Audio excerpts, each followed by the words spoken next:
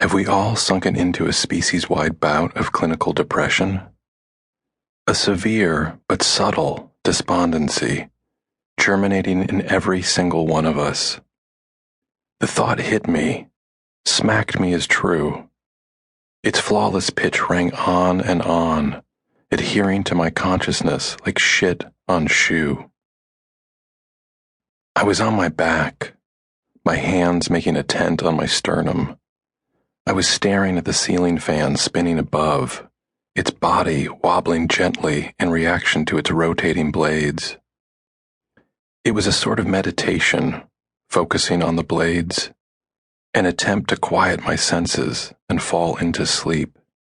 As if the thought were not distracting enough, a car alarm went off outside. A squawking robotic bird with Tourette's syndrome. But I pressed on. Still committed to easing my mind, I endeavored to appreciate the beauty of the silence that existed between the beeps and screams of my neighbor's BMW. It was a nearly impossible task. But in those spaces, I did find something. I found the calls of the dead. I found the dinosaurs. They said, "It started like this for us too. We were down. Nobody noticed because it was gradual. It snuck in like fog. We were moody and sluggish and complacent. And we were too busy eating things to take notice." In time, the car alarm relented. I stared with even greater focus at the ceiling fan. I could hear the buzz of the lighting element in the reading lamp. I was aware of every hair on my body. I itched. I knew that at the very least, I was depressed. I wondered if the depression had always been there. It was not unlike listening to the song American Pie. You reach a point in the song when you ask yourself, have I always been listening to this song? To answer yes defies rationality, but to answer no discredits your experiential reality. I reconfigured. I fluffed the pillows. I got fetal. Closing my eyes, focusing inward, I tried to call up something cheerful that might set my thoughts on a hopeful course. A giggling infant, the toss of a wedding bouquet, a grandfather happy to receive a call from his grandson. But all I could think of were third-world viruses that sold newspapers and dissolved brains. I quickly composed a mental catalog of friends, colleagues, former roommates, elderly neighbors, and the anonymous faces who sell me gasoline, deliver my mail, and fill my prescriptions.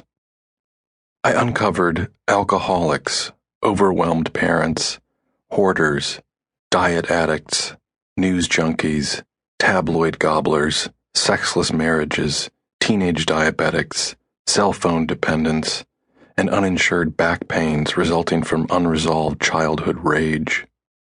I rolled over to get my wife's opinion. She was lost in a gigantic children's novel.